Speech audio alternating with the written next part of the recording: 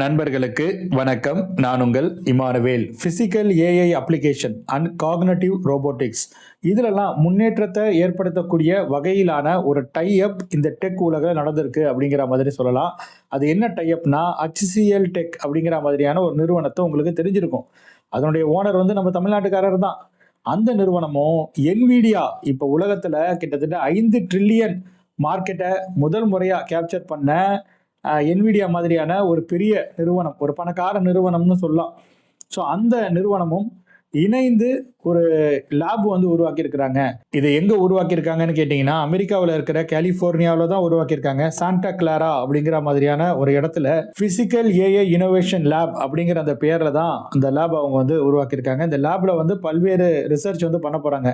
இந்த digital simulation இருக்கு இல்லையா, அதாவது எக்ஸாம்பிளுக்கு நான் ரொம்ப சிம்பிளாக சொல்கிறேன், ரொம்ப டீப்பாக அதுக்குள்ளே நம்ம போக வேணாம்.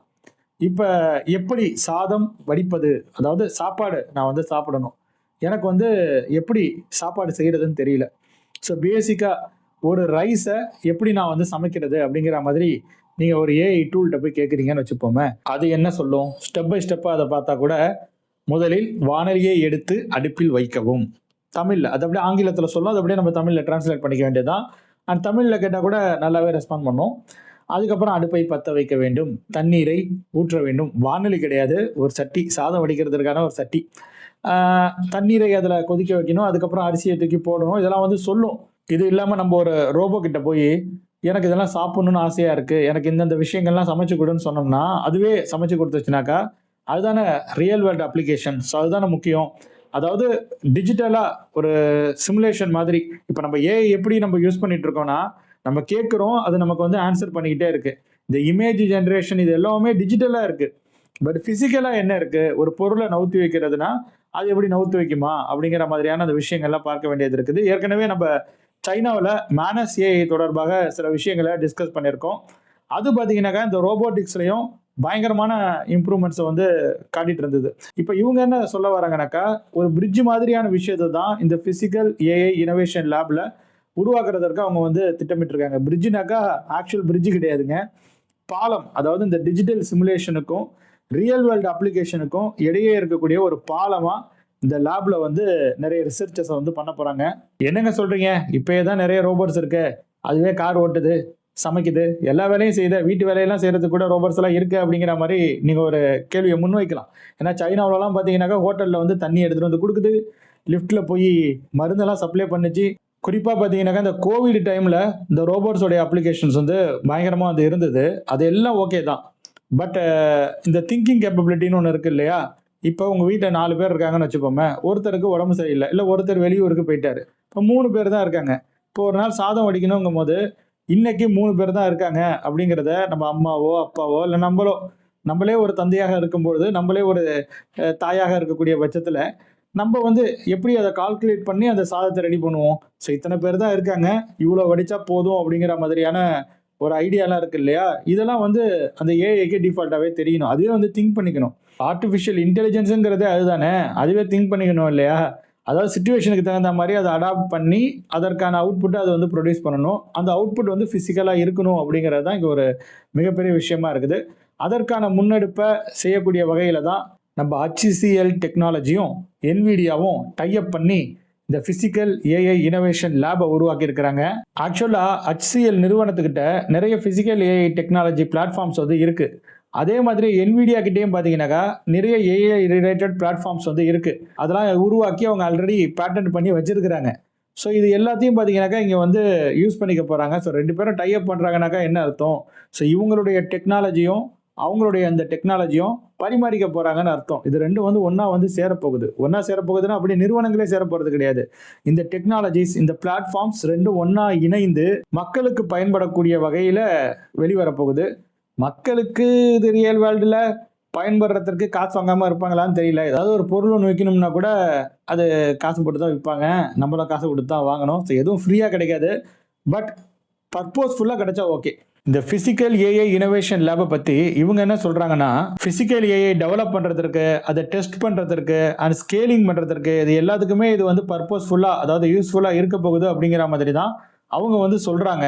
ஏற்கனவே சொல்லியிருந்தேன் இல்லையா, NVIDIAவுக்கு நிறைய பிளாட்ஃபார்ம்ஸ் இருக்குது, அதாவது நிறைய டெக்னாலஜி இருக்குது, அவங்க பேட்டர்ன் பண்ணி வச்சுருக்காங்க.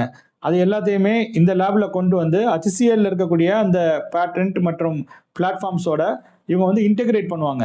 ஆம்னிவர்ஸ், மெட்ரோபோலிஸ் அந்த மாதிரியான அந்த விஷயங்கள்லாம் அவங்க வந்து சொல்கிறாங்க. அது மட்டும் இல்லாமல் ஐசெக் சிம், ஜெட்சன் அண்ட் ஹாலோஸ்கேன் அந்த மாதிரியான அந்த விஷயங்களையும் இவங்க இதில் இன்டெகிரேட் பண்ணுவாங்க அப்படிங்கிற மாதிரி சொல்லிட்டு இருக்காங்க. இதே மாதிரியே HCL தரப்புலையும் பார்த்தீங்கன்னாக்கா விஷன் எக்ஸ் மாதிரியான அந்த விஷயங்கள்லாம் இருக்குது. அதே போல் Kinetic AI, iEdgeX and smart twin இந்த மாதிரியான அந்த விஷயங்கள்லாம் வந்து HCL கிட்ட இருக்கு. இவைகள்லாம் என்னென்னங்கிறத நம்ம அப்புறமேல தனித்தனியாக வீடியோஸில் பார்க்கலாம். பட் இப்போதைக்கு இந்த மாதிரியான இந்த பிளாட்ஃபார்ம்ஸ்லாம் இருக்கு இல்லையா, இது எல்லாத்தையுமே ஒன்றா இன்டெகிரேட் பண்ணி இவங்க இந்த காக்னிட்டிவ் ரோபோட்டிக்ஸில் சில பல இம்ப்ரூவ்மெண்ட்ஸை கொண்டுட்டு வர போகிறாங்க. ஃபிசிக்கல் ஏஐயில் தான் அவங்க வந்து கான்சன்ட்ரேட் பண்ண போகிறாங்க. ஸோ டிஜிட்டல் சைட்லேருந்து ஃபிசிக்கல் சைடுக்கு இந்த ஆர்டிஃபிஷியல் இன்டெலிஜென்ஸை கொண்டுட்டு போகிறதுக்கு இது வந்து ஒரு முக்கியமான விஷயமா இருக்க போகுதுங்கிறதுல எந்த விதமான மாற்று கருத்துக்களும் கிடையாது. Real world deployment, driving breakthroughs in robotics, automation, safety, operational intelligence and industrial automation. So இந்த மாதிரியான அந்த விஷயங்களுக்கு இந்த டிஜிட்டல் சிமுலேஷனில் இருக்கக்கூடிய அந்த விஷயங்களை அப்படியே இன்டெகிரேட் பண்ணுறதுக்கான அந்த சாத்தியக்கூறுகளெல்லாம் இது வந்து உருவாக்கி கொடுக்குமா. The main purpose of this type என்னன்னு கேட்டிங்கனாக்கா என்டர்பிரைஸ் ஏஐ அடாப்ஷன். இதை வந்து ஆக்சலரேட் பண்ணுறதுக்கு தான், அதாவது இதை விரைவுபடுத்துறதுக்கு அப்படிங்கிற மாதிரி சொல்லலாம்.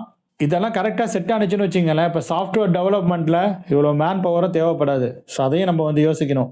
இப்போ இந்த மாதிரியான நிறுவனங்கள் இப்படி ஃபிசிக்கல் ஏஐ இனோவேஷன் லேபுன்னு கொண்டுட்டு வந்துட்டு நிறைய விஷயங்களுக்கு அதிகமாக கான்சென்ட்ரேட் பண்ணி புதுசான அந்த இனோவேஷன்ஸை உருவாக்கும் பொழுது இங்கே இருக்கக்கூடிய ஐடி இண்டஸ்ட்ரீஸ்லையும் சில பிரச்சனைகள் வருவதற்கான வாய்ப்புகள் இருக்குது. ஆனால் புதிய வேலை வாய்ப்புகள் வந்து கண்டிப்பாக உருவாகும்.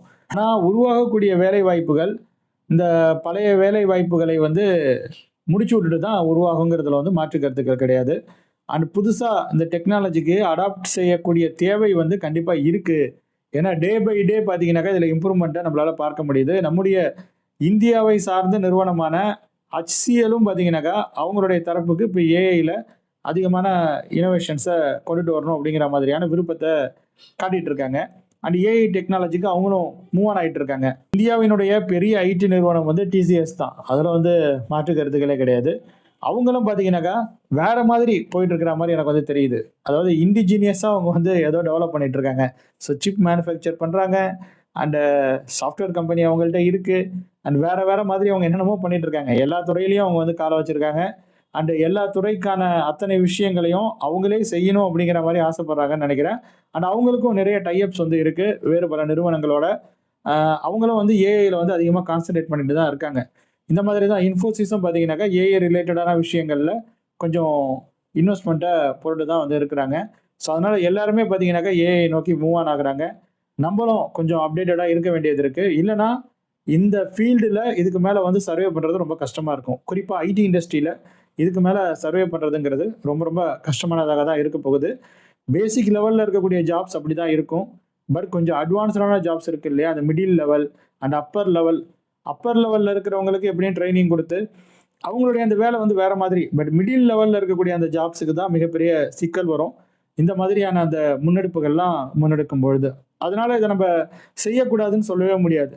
ஏன்னா இது நடந்து தான் தீரணும். இதுதான் அடுத்த கட்டம். இது நடக்க தான் நமக்கு வந்து இன்னும் நிறைய இனோவேஷன்ஸ் வரும்.